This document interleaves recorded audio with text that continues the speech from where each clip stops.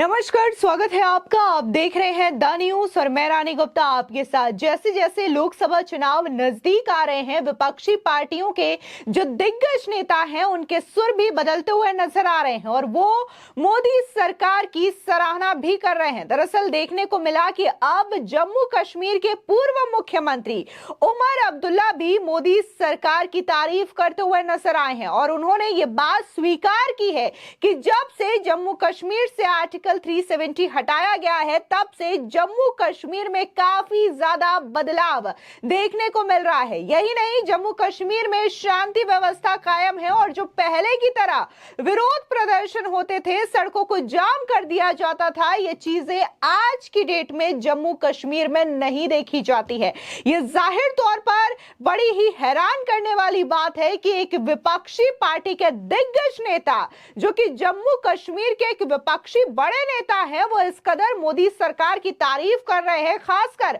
Article 370 को लेकर के, और ये बात वो मान रहे हैं कि जम्मू कश्मीर में शांति व्यवस्था कायम है। आपको बता दें कि ये वही उमर अब्दुल्ला है जिनके कुछ दिन पहले उनके जो पिता हैं फारूक अब्दुल्ला, वो भी मोदी सरकार की तारीफ कर रहे थे और बाकायदा जिस तरीके से मोदी सरकार के द्वारा जम्मू कश्मीर में एम्स, आईआईटी, आईआईएम का उद्घाटन किया गया और इसी के साथ ही जम्मू कश्मीर को पहली इलेक्ट्रॉनिक रेल की सौगात दी गई, तो इस चीज की भी उन्होंने तारीफ की और बाकायदा फारूक अब्दुल्ला ने यह कहा कि मोदी सरकार के द्वारा वो कार्य जम्मू कश्मीर में किया जा रहा है जिसकी जरूरत आज की डेट में जम्मू कश्मीर को है। आपको बता दें कि अभी कुछ दिन पहले ही गुलाम नबी आजाद ने भी बाकायदा ये कहा था कि मुझे सूत्रों के हवाले से यह खबर मिली है कि कैसे फारूक अब्दुल्ला और उमर अब्दुल्ला जो है वो प्रधानमंत्री मोदी और गृह मंत्री अमित शाह से मुलाकात करते हैं और ये मीटिंग रात में होती है। आखिर रात में ये सीक्रेट मीटिंग्स क्यों होती है,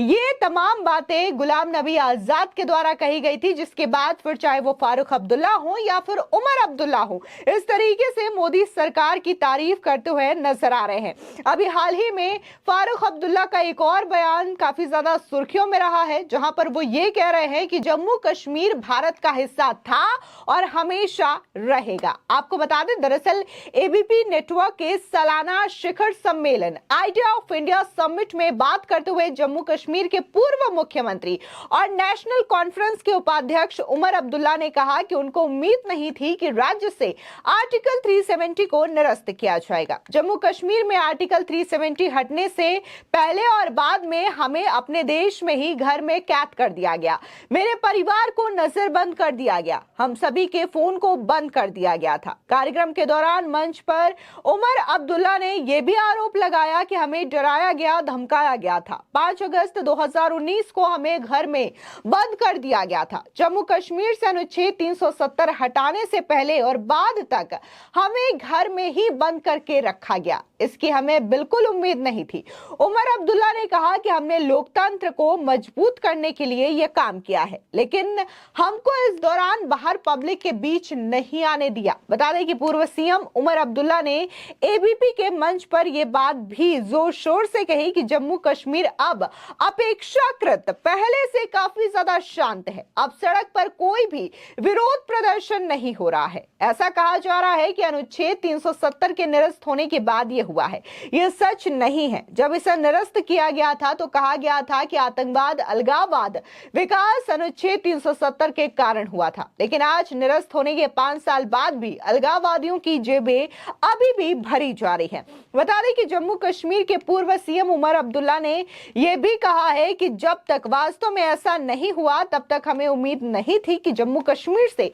अनुच्छेद 370 को हटा दिया जाएगा। उन्होंने तत्कालीन राज्यपाल का जिक्र भी किया है और कहा है कि उनकी तरफ से हमें आश्वस्त किया गया था कि जम्मू कश्मीर की संवैधानिक स्थिति को खत्म करने की कोई योजना नहीं है, इसके बावजूद ऐसा किया गया। साथ ही पूर्व सीएम उमर अब्दुल्ला ने कहा कि उनके घर के बाहर अवैध तरीके से लॉक लगा दिया गया था, मुझे शांति के लिए खतरा बताते हुए हिरासत में लिया गया था, सार्वजनिक सुरक्षा अधिनियम के तहत हिरासत में लेकर नजरबंद किया गया क्योंकि मैंने अलगाववादियों का विरोध किया था। उन्होंने उन्होंने कहा कि सरकार ने अमरनाथ यात्रा को खतरे का दावा करते हुए एक दिन पहले ही पर्यटकों को जम्मू कश्मीर खाली करने के लिए कह दिया था। इसके बाद टेलीफोन कनेक्टिविटी बंद कर दी गई। हालांकि इससे पहले जम्मू कश्मीर में जब भी मोबाइल फोन बंद होते थे तो फिक्स लाइनें काम करती थी, लेकिन अगली सुबह तक कुछ भी काम करना बंद कर दिया गया था।